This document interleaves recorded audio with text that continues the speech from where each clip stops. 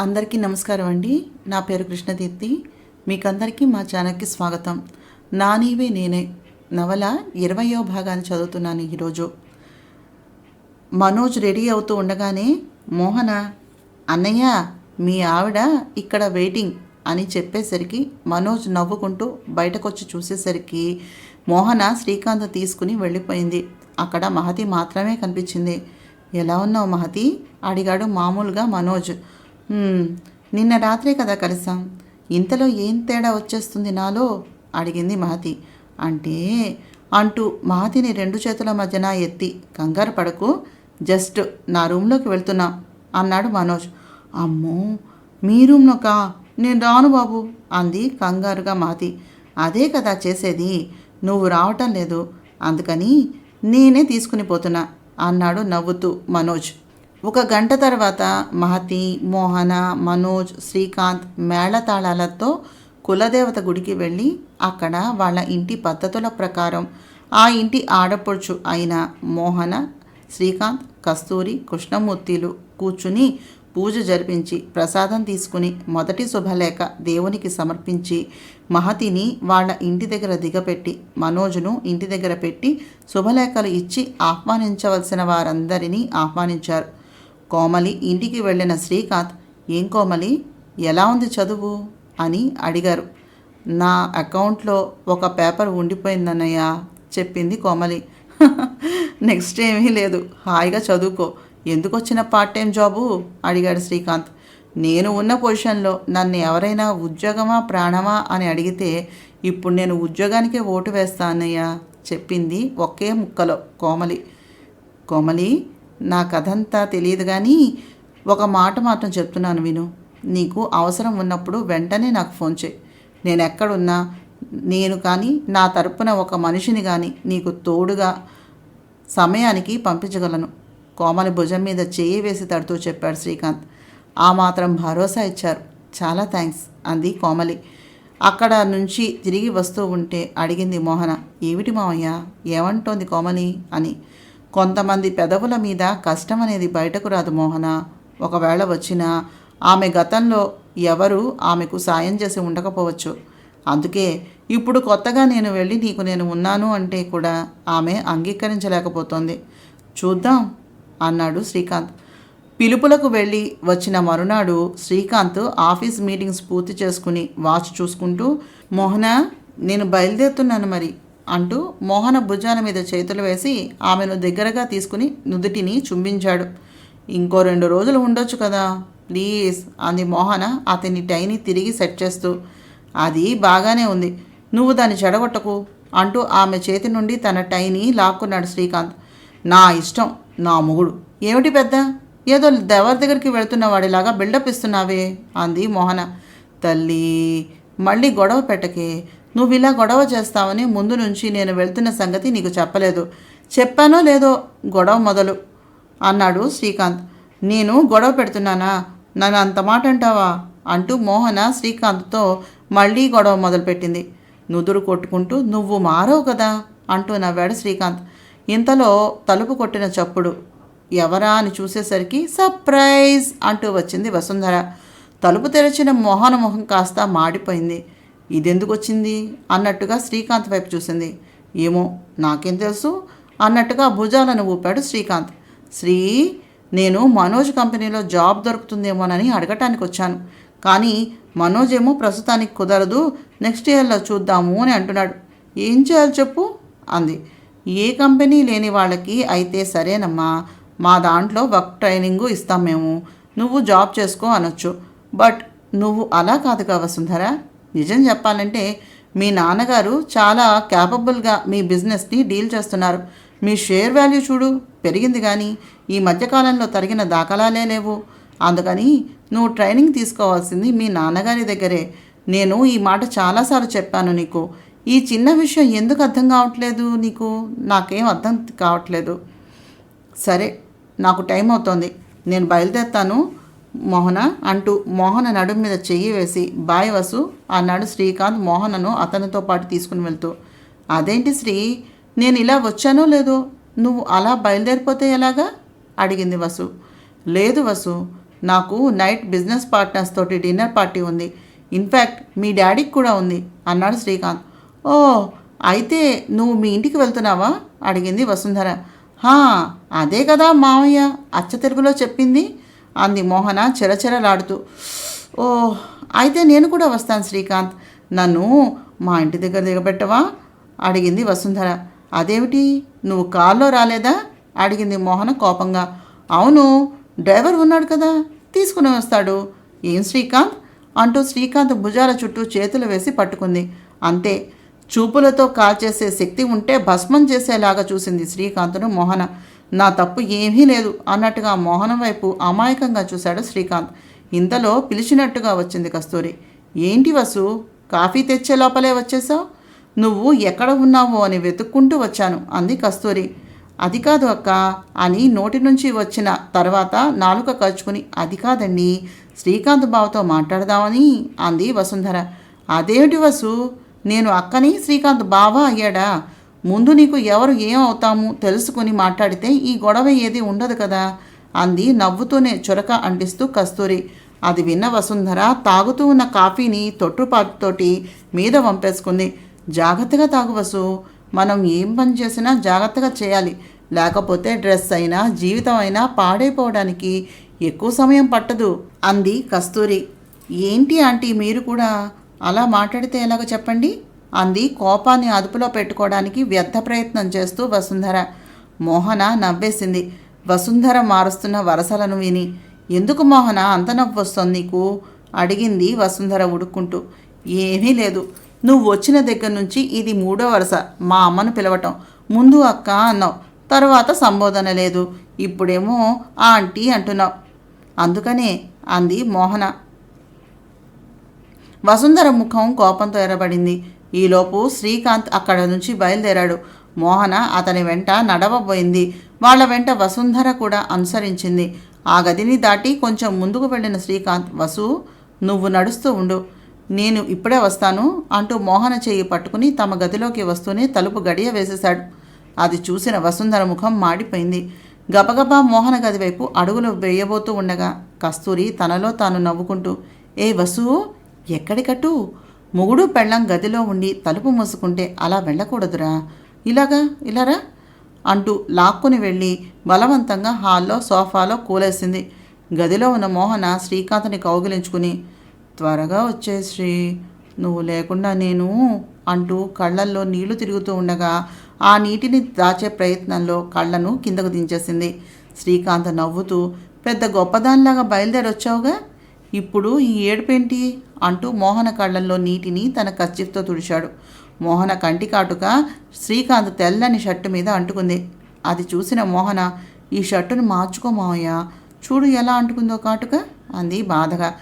ఏమీ పర్వాలేదు, ఇవి మా ఆవిడ గుర్తులు తెలుసా అంటూ మోహనను మరింత దగ్గరగా పొదవుకున్నాడు శ్రీకాంత్. కాసేపటికి తలుపు తెరుచుకుని శ్రీకాంత్ అతని భుజం చుట్టూ చేతులు వేసి మోహన బయటకు వచ్చారు. ముందు శ్రీకాంత్, మోహన, వారి వెనుకన వసుంధర బయలుదేరారు.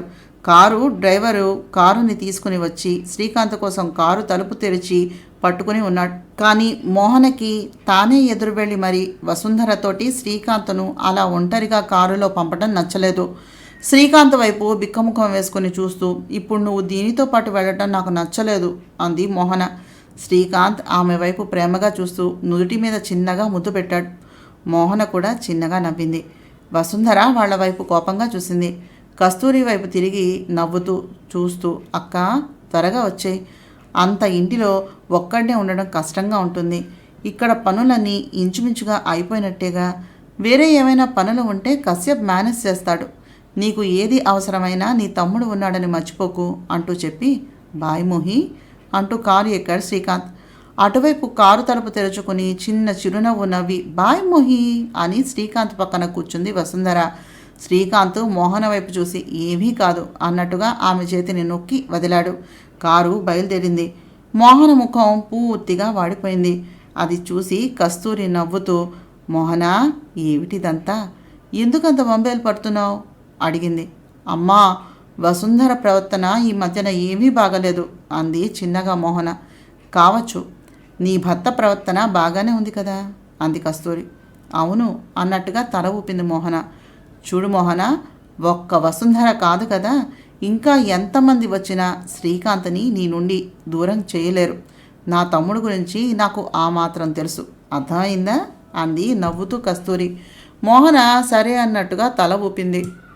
నిజం చెప్పనా అమ్మా, నాకు కూడా తెలుసు ఎంతమంది వచ్చినా మామయ్య నావాడే అని. కానీ ఆ వసుంధరని చూడు, ఎంత ధీమాగా నవ్వుతూ వెళ్ళిందో అంది మోహన. నీకు తెలుసా మోహన, నీ మొదటి రాత్రి ముఖం మార్చుకుని ఉన్న నిన్ను చూసి నీ బతుకు వాడి బతుకు కూడా జాయింట్గా పాడు చేశామని ఎంత బాధపడ్డానో. కానీ మా అమ్మ ధైర్యం చెబుతూనే ఉంది, అయినా నా మనసు ఒప్పుకోలేదు. ఇప్పుడు నిన్ను శ్రీకాంత్ని చూస్తూ ఉంటే మా అమ్మ మాటలు నిజం అనిపిస్తున్నాయి. అంతలా దాని ముందే వాడు తలుపు వేసి నిన్ను గదిలోనికి తీసుకుని వెళితే ఇంకా అది ఏదో వాడిని చేసేస్తుంది అని నువ్వు బెంగ పెట్టుకుంటే ఎలాగే పిచ్చి పిల్ల అంది కస్తూరి మోహన్కి ధైర్యం చెబుతూ. ఇక్కడ కారులో వసుంధర ఏదో మాట్లాడాలని నోరు తెరిచేలోగా శ్రీకాంతే, ఎంబీఏలో నీ ఇంటర్న్షిప్ ఏంటి వసుంధర అని అడిగాడు. వసుంధర తీసుకున్న ట్రైనింగ్ గురించి వరుస పెట్టి వివరాలు అడుగుతూనే ఉన్నట్టుగా ఏకి పడేశాడు.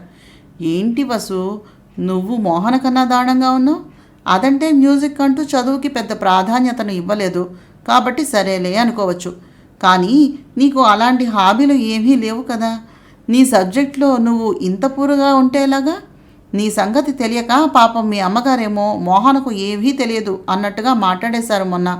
ముందు ఆవిడకు చెప్పాలి నీ గురించి అని కొంచెం గట్టిగానే మాట్లాడాడు. పాపం వసుంధరకి ఏడుపు ఒక్కటే తక్కువగా ఉంది అక్కడ పరిస్థితి. ఇంకా మాట్లాడితే అక్కడ ఏడ్చేస్తుందేమో అనుకుని శ్రీకాంత్ చెవులకు ఇయర్ ఫోన్స్ పెట్టుకుని ల్యాప్టాప్లో వర్క్ చేస్తూ, ముందు ఏ ఆఫీసులో అయినా మేనేజర్ దగ్గర ట్రైనింగ్ తీసుకోవాలి, మెల్లగా వర్క్ అంతా నేర్చుకోవాలి, ఆ తర్వాత ఇంకేదైనా. లేకపోతే మీ డాడీ కూడా ఉంటే సరిపోతుంది. ఏ వర్క్ అయినా చేయాలి అంటే ఆ పని చిన్నదా పెద్దదా అని చూడకూడదు. ఆ పని యందు డెడికేషన్ ఉండాలి, అప్పుడే విన్నర్ అవుతావు అని చెప్పి వర్క్ చేస్తూ ఉండిపోయాడు. తన ఇంటికి చేరేదాకా వసుంధర ముళ్ళ మీద కూర్చున్నట్టుగా కూర్చుంది. ఇల్లు చేరగానే చెప్పకుండా దిగిపోయి బాయ్ శ్రీకాంత్ అంటూ కారు నుంచి వెళ్ళిపోయింది. శ్రీకాంత్ నవ్వుకుంటూ బాయ్ చెప్పి కారుని పొమ్మని సైగ చేశాడు డ్రైవర్కి. నల్లబడి వాడిపోయిన ముఖంతో బెదురు చూపులతో ఇంటికి చేరిన కూతుర్ని చూసిన ఛాయ, అదేమిటే దెయ్యాన్ని చూసి బెదిరిపోయిన దానిలాగా ఆ ముఖం ఏమిటి అడిగింది. మామూలు దెయ్యం కాదు మమ్మీ, పని రాక్షసుడు. నాకు 4 గంటలు నరకాన్ని చూపించాడు మమ్మీ, నాకు వాడు వద్దు మమ్మీ ప్లీజ్ అంది వసుంధర. ఏమిటే నీ గోల, ఎవడు వాడు అంది ఛాయ. వాడే మమ్మీ, ఆ శ్రీకాంత్ అంది వసుంధర. ఎవడు ఆ ఆవారగాడా, నిన్నేం చేశాడే అడిగింది ఛాయ. కస్తూరి ఇంటితో మొదలుపెట్టి కారులో జరిగిన విషయం వరకు అన్నీ చెప్పుకొచ్చింది వసుంధర. బాగుంది, ఈ మాత్రం దానికి బెదిరిపోయి వెనుకంజ వేస్తే నా కూతురు ఎలా అవుతావే అడిగింది ఛాయ. ఓ, అస్తమాటు ఏదో పీకిన దానిలాగా కబుర్లు చెప్తావు కానీ నువ్వు మాత్రం భాస్కర్ గారిని చేసుకోగలిగావా మమ్మీ అడిగింది వసుంధర. మా అమ్మ మీ అమ్మ అంత తెలివితేటలు ఉన్నది అయినట్లయితే ఆ భాస్కర్ గారిని పెళ్లి చేసుకోవటం కాదే, కొంగున కట్టుకొని బొమ్మను ఆడించినట్టుగా ఆడించేదాన్ని. అంతా నా కర్మ అంది తల కొట్టుకుంటూ ఛాయ. అలా కాదమ్మా, ఇంతకీ భాస్కర్ గారు వాళ్ళు మనకేమవుతారు, నాకు సరిగ్గా వరుసలైనా చెప్పవు అంది వసుంధర. నా ముఖం, భాస్కర్ నాకేమీ కాడే. భాస్కర్ వాళ్ళ అమ్మమ్మ మా అమ్మమ్మ ఇద్దరూ పక్కపక్కల ఇళ్ళవాళ్ళు, అంతేకాక ఇద్దరూ బాల్య వితంతువులు. దాంతో ఇద్దరూ ఏదో ఒకరి కష్టం ఒకరికి చెప్పుకుంటూ ఉండేవాళ్ళు. అప్పట్లో వితంతువులకు ఆస్తులు ఉన్నా ఆ ఆస్తులను తల్లిదండ్రులు వాళ్ళ అన్నదమ్ములో ఏలుతూ ఉండేవారు. ఆ వితంతువులకు మాత్రం సరైన తిండి బట్ట కూడా ఉండేవి కాదు. ఒకవేళ అది కావాలి ఇది కావాలి అని అడిగినా కూడా ఒంటి మీద కోరికలు పుడుతున్నాయి అంటూ వాళ్లను కట్టుకొనిచ్చేవాళ్ళు కాదు. అగ్రహారంలో ఒకే దిక్కున ఒకే శాఖలో ఉండడం మూలాన బీరకాయ పీచు సంబంధాలు లేకుండా ఎవరుంటారు. అలా భాస్కర్ను మొదటిసారి చూసేటప్పటికీ నాకన్నా భాస్కర్ చాలా సంవత్సరాలు పెద్దవాడు, అంతేకాక మనిషి కూడా బలిష్టంగా ఉంటాడేమో, అందరినీ త్వరగా ఆకర్షించేవాడు. కానీ వాళ్ళ అమ్మ త్వరగా పోవడంతో భాస్కరు వాళ్ళ అమ్మమ్మ గారి ఇంటికి రాకపోకలు కూడా మెల్లగా తగ్గిపోయాయి. నేను కొంచెం పెద్దయ్యాక తెలిసింది అప్పటికే అతని పెళ్ళి అయిపోయింది అని. అందుకని వాళ్లకు మనకు ఎటువంటి సంబంధ బాంధవ్యాలు లేవు. అవసరాన్ని బట్టి అల్లుకుపోవాలి అంతే చెప్పింది ఛాయ. మరి నువ్వు బంధువు కావు అన్న విషయం భాస్కర్ గారికి కూడా బాగా తెలుసు కదా. ఆయన ఎందుకని నిన్ను రాణిస్తున్నారు ఇంటి లోపలికి? మా అమ్మమ్మ మనవళ్ళు లేరని భాస్కర్ని తన మనవడిలాగే చూసుకునేది. ఆ ప్రేమ వల్లనే అతను అలా మర్యాదగా ఉంటాడు అంది ఛాయ. అది విన్న వసుంధర ఆశ్చర్యపోయింది. వసుంధరను ఇంటి దగ్గర దింపగానే శ్రీకాంత్ మోహనకు ఫోన్ చేసి జరిగిన విషయాన్ని చెప్పాడు. మోహనకు ఏనుగు ఎక్కినంత సంబరం ఆ ఆనందంలో కళ్ళల్లో కనిపిస్తూ ఉండగా, ఈ మధ్యన నువ్వు మరీ కుళ్ళుబోతులా తయారవుతున్నావు, నీకు తెలుస్తోందా అడిగాడు శ్రీకాంత్. నీ విషయంలో కుళ్ళుబోతు మాత్రమే కాదు, ఇంకేదైనా కూడా నాకు ఇబ్బంది ఏమీ లేదు తెలుసా అంటూ ఉండగానే మోహనకు అనంత్ నుంచి ఫోన్ కాల్ వచ్చింది.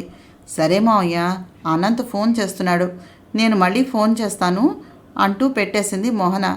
హే అనంత్, ఎక్కడా అని అడిగే లోపల, హలో మేడం, అనంత్ గారు మా బార్లో బాగా తాగి పడిపోయారు.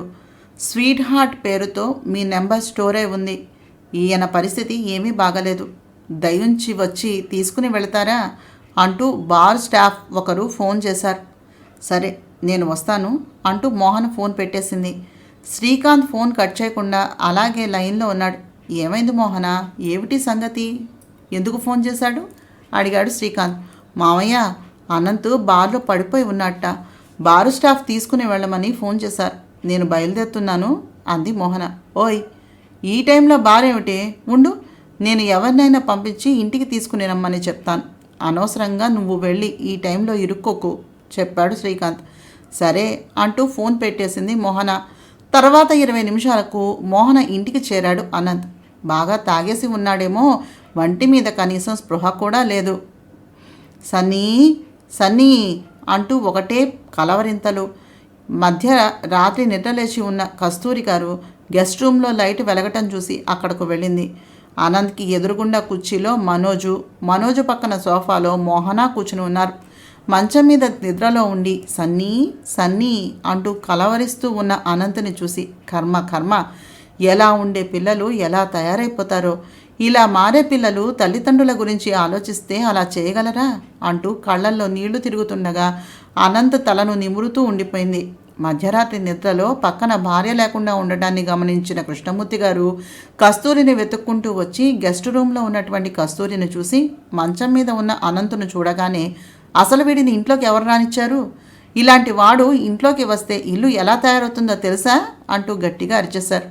ఊరుకోండి, పిల్లలు ఇప్పుడే పడుకున్నారు, ఎవరిని అడగాలట, ఇంటి ఇల్లాలిని నేను, నాకు హక్కు లేదా ఇంట్లోకి ఎవరిని రానివ్వాలో నిర్ణయించడానికి అడిగింది కస్తూరి.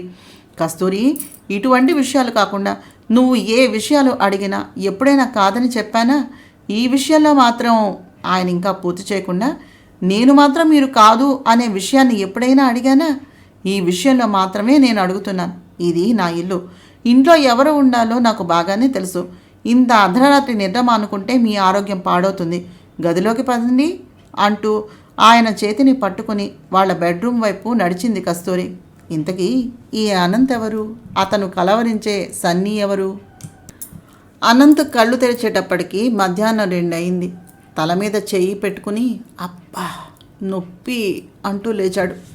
కళ్ళు తెరిచి చూసేటప్పటికి ఎదురుగా కాళీమాతలాగా పెద్ద కళ్ళతోటి కూర్చుని ఉన్నారు కస్తూరి. అబ్బా ఏంటి ఈ కళ, వద్దు అంటూ కళ్ళు మూసుకున్నాడు అనంత్. రే అనో, లేస్తావా చస్తావా అడిగారు కస్తూరి కోపంగా. అంతే, అనంత్ పై ప్రాణాలు పైకే పోయాయి. లేస్తున్నా ఆంటీ అంటూ కళ్ళు తెరవలేక తెరుస్తూ సమాధానం చెప్పాడు అనంత్. వెళ్ళి ఫ్రెష్ అయ్యరా, బాత్రూంలో నీకు కావాల్సినవన్నీ ఉన్నాయి చెప్పింది కస్తూరి కాస్త కోపంగానే. అది కాదాంటీ అంటూ ఏదో చెప్పే లోపలలోనే నోరు మూసుకుని చెప్పిన పని చేయరా వెధవ, ఈ ఇంట్లో నేను చెప్పిందే రూల్ తెలుసా అడిగింది కస్తూరి మళ్ళీ. ఓకే ఆంటీ అంటూ కదిలి బాత్రూమ్ వైపు బలవంతంగా నడిచాడు అనంత్. స్నానం చేసి బయటకు వచ్చేటప్పటికి లెమన్ టీ ప్లస్ ట్యాబ్లెట్ తోటి సిద్ధంగా ఉంది మోహన. హాయ్ అను డార్లింగ్, ముందు ఇది తీసుకో అంది మోహన. థ్యాంక్స్ రా మోహి, ఈ ప్రపంచంలో నన్ను అర్థం చేసుకున్నది నువ్వు ఒక్కదానివే అన్నాడు అనంత్ కృతజ్ఞతగా. అవునరా, అందుకే రాత్రి అది తీసుకువచ్చిన నిన్ను బయటకి గెంటకుండా ఇంట్లోనే అట్టే పెట్టేసుకున్నాం అంది కస్తూరి. ఐఎమ్ సారీ ఆంటీ అంటూ తల వంచుకున్నాడు అనంత్. ఏ పనైనా చేసేటప్పుడు లేని భయం చేసేశాక ఎందుకు వస్తుందిరా మీ తరం పిల్లలకి? ఇప్పటికే మీ అమ్మా నాన్న పడుతున్న గుండె కోత చాలకనా ఇంకా ఇంకా ఈ వెధవ పనులు? ఇలాగ వెధవ పనులన్నీ చేసి ఎందుకు వాళ్ళ గుండెల్ని కోస్తావు అడిగింది కస్తూరి. ఆంటీ అంటూ ఆడపిల్లలాగా తల వంచుకుని ఏడవటం మొదలుపెట్టాడు అనంత్. చచ్చ, ఈ ఏడుపు ఏంటి అను అంటూ గబుక్కున అనంతును కౌగిలించుకుని తల నిమరటం మొదలుపెట్టింది కస్తూరి. మీకు తెలుసా ఆంటీ, నా గురించి తెలిసాక మా అమ్మ కూడా నా దగ్గరికి రావటం మానేసింది. మీరు నేను ఏది కావాలని చేయలేదాంటీ. నా పరిస్థితి అదే. నా జీవితంలోకి మరొకరిని ఆహ్వానించి వాళ్ళ జీవితాన్ని కూడా పాడు చేయలేనుగా అంటూ ఏడ్చేశాడు అనంత్. అను, నువ్వు ఏం చేశావు అనే విషయాన్ని మర్చిపో. కాలం అనేది ప్రతి సమస్యకు పరిష్కారాన్ని ఇస్తుంది. కంగారు పడి సరైన జీవిత భాగస్వామిని చేరుకోలేకపోతే జీవితం శూన్యమైపోతుంది. నువ్వు మోహన ఇద్దరూ తిన్నగా ఉండకుండా మామూలు జీవితాలు కాకుండా సెలబ్రిటీ జీవితాలను కోరి తలకి ఎత్తుకున్నారు. మీ జీవితాల గురించి అందరికీ ఉత్సుకతే. జాగ్రత్తగా ఉండాలని తెలియకపోతే ఎలాగా? చూడు ఎలా గొడవలు జరుగుతున్నాయో కేకలు వేసింది కస్తూరి. అనంత్ కస్తూరి స్నేహితురాలు ఊర్మిళ కొడుకు. మనోజు వయసువాడే. చిన్నప్పుడు వరుణు, మనోజు, అనంత్ ముగ్గురు మంచి స్నేహితులుగా ఉండేవారు.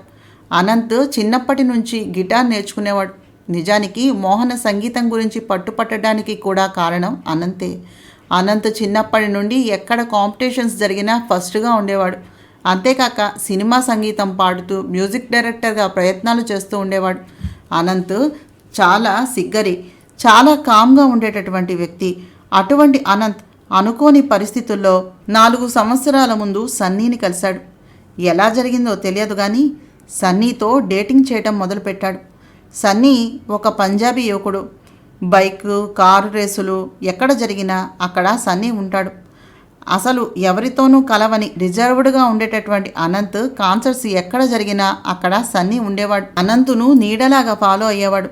పక్కనే వరుణు, మనోజ్ ఉన్న అనంత్ కళ్ళు సన్నీ కోసం వెతకటం మొదలుపెట్టాయి. మరి ఎలా జరిగిందో సన్నీ లేకపోతే అనంత్ నిలవలేకపోయేవాడు. అనంత్ నిర్ణయానికి రావటమే కాదు, వెంటనే సన్నీని తీసుకుని తన ఇంటికి వెళ్ళి తల్లిదండ్రులతో ఈ విషయాన్ని కూడా చర్చించాడు. అంతే, అనంత్ తల్లి కుప్పలా కూలిపోయింది.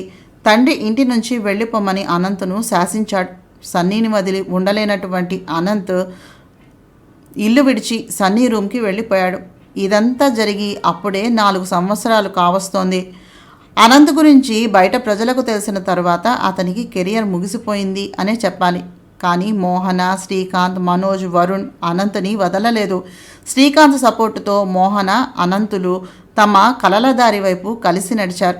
మధ్యలో అనంత్ ఆర్థికంగా, మానసికంగా వెనుకబడినప్పటికీ తన ఫ్రెండ్స్ అండదండలతో తిరిగి పుంజుకున్నాడు. మెల్లగా మోహన అయితే అనంత్ ఒక మగ మనిషి అనే విషయాన్ని కూడా మర్చిపోయింది. అనంత్ తమ మనిషి. శ్రీకాంత్ కూడా అనంత్ పర్సనల్ విషయాలను వదిలేసి మోహనతో పాటుగా అతను ఒక ఫ్రెండ్ అనే గుర్తింపుతో సహాయపడేవాడు. ఖాళీగా ఉన్న సమయంలో కేవలం సంగీతమే కాకుండా శ్రీకాంత్ సలహాతోటి డ్రెస్ డిజైన్స్ చేయటం మొదలుపెట్టాడు అనంత్. శ్రీకాంత్ ప్రోత్సాహంతోనే వరుణ్ భాగస్వామిగా బొటిక్ ఒకటి స్టార్ట్ చేశాడు అనంత్. తనకు సంబంధించినటువంటి అన్నీ బాగానే ఉన్నా కుటుంబ సభ్యులు దూరంగా ఉంటున్నారు అనే బాధ అనంత్ని తినేయసాగింది. ఇంతలో ఏం జరిగిందో ఏమో, ఒక్కసారిగా అనంత్ నిన్న బార్లో తాగి పడిపోయాడు. ఇంతకు ఏం జరిగింది అనంత్కి? మోహన మొదట్లో అనంత్తో పాటు కలిపి బయట తిరుగుతూ ఉంటే కస్తూరి కూడా ఒప్పుకునేది కాదు. మోహన తిరిగినా పర్వాలేదు కానీ మనోజ్ తిరిగితే అస్సలు ఒప్పుకునేది కాదు. ఈ లోపలే తల్లిదండ్రులను వదిలిపెట్టి తన పొట్టను చేతపట్టుకుని బయటకు వచ్చేసిన అనంత్ తన కనీసపు అవసరాలకు కూడా సరిగ్గా జీవితం మీద ఏమాత్రమూ అవగాహన లేని సన్నీపై ఆధారపడవలసి వచ్చింది. అనంత్కి అప్పుడప్పుడే ఫేమ్ రావటం మొదలుపెట్టింది. అలా ఫేమ్ వస్తున్న తరుణంలో అనంత్ గురించి అతను గే అనే విషయం బయటకు వచ్చి వైరల్ కావటం, ఇంట్లో ఉంటే ఏమయ్యేదో కానీ ఇంట్లో ఉండకుండా అనంత్ సన్నీ దగ్గరకు వచ్చేయడంతో ఒక్కసారిగా అనంత్ కానీ అనంత్ తల్లిదండ్రులు కానీ తట్టుకోలేకపోయారు. జీవితం అంటే ఎప్పుడూ జోక్ కాదు. ఎవరో చెప్పినట్టుగా కష్టాలు ముందు జీవిత పాఠాన్ని నేర్పి తర్వాత పరిష్కారాన్ని ఇస్తాయి. సన్నీ ఆవేశ స్వభావం కలవాడు. దానికి తోడు అతను ఎంచుకున్నటువంటి అతని వృత్తి కూడా అలాంటిదే. రేస్ అంటే ముందు గెలిచేవాడు, విజేతగా నిలిచేవాడు ఒకడే ఉంటాడుగా. ఆ ఒక్కడు ఎప్పుడూ తానే కాలేడుగా. అప్పటి వరకు అనంత్ తల్లిదండ్రులు ఎక్కడో చోట అనంత్ తను కోరుకున్న భాగస్వామితో ఆనందంగా బాగానే ఉన్నాడు అని కనీసం మనశ్శాంతిని పొందుతూ ఉండేవారు. కానీ ఒకసారి బైక్ రేస్లో సన్నీ చాలా ఘోరంగా దెబ్బలు తిన్నాడు. కాలు విరిగిపోయింది, ముఖం చీరుకుపోయింది, వెన్నుపూస కూడా దెబ్బతింది ఏమో అనిపించింది. అతను ఇంచుమించుగా 6 నెలలు హాస్పిటల్లోనే ఉండిపోయాడు. అప్పటి వరకు కష్టంగానో ఇష్టంగానో సన్నీ అనంత్కు నిజంగానే భాగస్వామిలా ప్రవర్తించి అనంత్ పోషణ భారాన్ని కూడా భరించాడు. ఇప్పుడు సన్నీ హాస్పిటల్లో ఉండటం విషయం సన్నీ తల్లిదండ్రులకు తెలియడంతో వాళ్ళు సన్నీ తమ వద్దకు వచ్చేసే పక్షంలో వైద్యం చేయిస్తామని చెప్పడంతో సన్నీ తన తల్లిదండ్రుల దగ్గరికి వెళ్ళిపోవాల్సి వచ్చింది. అనంత్ సన్నీకి సేవ చేస్తూ వెళదామని అనుకున్నా సన్నీ దానికి ఒప్పుకోకపోవడంతో అనంత్ ఇక్కడే ఉండిపోయాడు. ఒక ఆడ మగ స్నేహం చేస్తూ ఉంటే మొదట్లో వారిద్దరి స్నేహం మధ్యన లింగభేదం అనేది అడ్డం పడుతుంది. కానీ ఆదర్శవంతంగా హద్దుల్లో ఉండి ప్రయాణించే స్నేహం అయితే కొద్ది రోజులకు వారు ఆడ మగ కింద కాకుండా వ్యక్తులుగా గుర్తింపబడతారు. అనంత్ మోహన విషయంలో అదే జరిగింది. అనంత్ మోహనతో ఎప్పుడూ స్నేహితురాలులాగానే మెలిగేవాడు. అనంత్ చుట్టుముట్టినటువంటి ఈ ఆపదలో మోహన స్నేహం అతనికి ఒక ఆలంబన అయింది. మొదట్లో కుంచుకుపోయినా తిరిగి పుంజుకుని అతను ఏమిటో అతను ప్రూవ్ చేసుకున్నాడు. అనంత్ సమాజం ఎప్పుడూ ఒకలాగే ప్రవర్తిస్తుంది. ఇక్కడ విజేతలకు తప్ప లక్ష్యం కోసమని రేసులో పాల్గొని లేక రేసు కోసం ప్రిపేర్ అయ్యే వ్యక్తి మాకేమాత్రమూ అవసరం లేదు. ఒకవేళ ఆ వ్యక్తి విజేతగా అయినట్లయితే మాత్రం మేము గుర్తింపునిస్తాం, అతనిని స్వీకరిస్తాం, అతని గురించి అవసరమైనప్పుడల్లా చెప్పుకుంటాం. అదే పరిస్థితి తిరిగి వచ్చింది అనంత్కి. తిరిగి అనంత్ తల ఎత్తుకుని తిరగటం మొదలుపెట్టాడు. కష్టాలు తనను చుట్టుముట్టి ఉన్నప్పుడు అతను ఒక్కడే ఇబ్బంది పడాలి అనే ఉద్దేశంతో తల్లిదండ్రులను విడిచిపెట్టి బయటకు వచ్చిన అనంత్ తిరిగి తన ఇంటికి చేరుకున్నాడు. ఆన్లైన్లో మోహన అనంత్ కలిసి కొత్త ట్యూన్ని ట్రై చేస్తూ ఉన్నారు. ఇంతలో ఏమైందో ఏమో అనంత్ ఇలా కస్తూరి ఇంటికి చేరాడు. ఏమైందని అడిగితే అనంత్ చెప్పటానికి కూడా ఇష్టపడలేదు. సరే, అతనికి కొంత సమయం పడుతుంది, మీరేమీ మాట్లాడొద్దు అన్నాడు శ్రీకాంత్. మనోజు పెళ్ళి దగ్గరకు వచ్చేసింది. పెళ్ళికి వచ్చిన వాళ్లకు రిటర్న్ గిఫ్ట్స్ అంటూ, పెళ్లిలో సరదాలంటూ రకరకాల షాపింగ్ చేసింది మోహన. ఎక్కడా అనంత్ చెయ్యి మాత్రం వదలలేదు. కోమలి కూడా మోహనకు ఫ్రెండ్గా మారిపోయింది. మోహనకు ఒక ప్రత్యేకమైనటువంటి లక్షణం ఉంది. ఎవరిని వ్యక్తిగతంగా విమర్శించదు. ఎవరి పరిస్థితులు వాళ్ళవి, ఎవరి స్థితిగతులు వాళ్ళవి. కాబట్టి కుదిరితే సాయం చేస్తుంది, లేదంటే నువ్వు చేయగలవు అనే స్ఫూర్తిని ఇస్తుంది. నవ్వుతుంది, నవ్విస్తుంది. తానేటో జగమటు అని ఆలోచించదు. అందుకే ఆమెతో మాట్లాడడానికి చాలామంది ఇష్టపడతారు. వీలున్నంత వరకు పక్కవారి గురించి మంచి తప్ప చెడు మాట్లాడదామే. మోహనలో ఉన్న ఈ లక్షణం అంటే శ్రీకాంత్ కూడా చాలా ఇష్టం. ఏదో పుట్టింటికి వచ్చింది కదా అని కూర్చోలేదు. 2 రోజుల్లో జానకి, భాస్కర్ గారు కూడా కస్తూరి ఇంటికి వచ్చేశారు. జానకి గారు వచ్చిన లగాయతూ అంతా సందడే. కోమలి, అనంత్, మోహన కలిసి బయటకు వెళ్లారు. విడిగా పనేమీ కాదు, కావాలని మనోజ్ మహతితో కాసేపు కాలక్షేపం చేస్తాడని అందరూ కలిపి సరదాగా బయటకు వెళ్లారు. తిరిగినవన్నీ తిరిగి తిన్నవంతా తిని అలసిపోయారు. కోమలి వెళ్తానని చెప్పినా వాళ్ళు వినలేదు. పెళ్లి కోసం కోమలికి కూడా బట్టలు తీసుకున్నారు. అనంతును కోమలి అన్నయ్య అన్నయ్య అని పిలుస్తూనే తిరుగుతూనే ఉంది. అనంత్ కూడా చాలా ఆనందంగా తిరుగుతున్నాడు. అన్నీ మర్చిపోయాడు. అంతవరకు కూడా ఉన్నటువంటి మనోజు మహతిని తీసుకుని బయలుదేరి వెళ్ళిపోయాడు. తమ కారుని దూరంగా పార్కు చేయడంతో మోహన, కోమలి, అనంత్ నడవటం మొదలుపెట్టారు కారు వైపు. ఈరోజు మోహన తిన్నన్ని పదార్థాలు ఎవ్వరూ తిని ఉండరు. ఏది కనిపిస్తే అది పొట్టలో వేస్తూనే ఉంది. ఓయ్, ఇలాగే అయితే నువ్వు రాక్ స్టార్ కాదు, శాండో స్టార్ అవుతావు అన్నాడు అనంత్. నాకు దిష్టి పెడితే అనంతు నిన్ను కూడా తినేస్తా అంటూ విరుచుకుపడ్డారు. పక్కన ఉన్న కోమలితో పాటుగా మోహన కూడా కలిసి కార్ దగ్గరకు వెళ్ళి స్టీరింగ్ దగ్గర కూర్చుని డ్రైవ్ చేయటం మొదలుపెట్టాడు అనంత్. కొత్త దూరం డ్రైవ్ చేశాడో లేదో అతను డ్రైవ్ చేస్తున్న కారు చుట్టూతా బ్లాక్ కలర్ గ్లాసెస్తో ఉన్నటువంటి కార్లు చుట్టుముట్టాయి. అంతదాకా సంతోషంగా ఉన్నటువంటి వాతావరణం ఒక్కసారిగా వేడెక్కింది. అనంత్ కారు ఎటూ కదలలేని పరిస్థితి. ఈ కొత్త సమస్య ఏమిటి?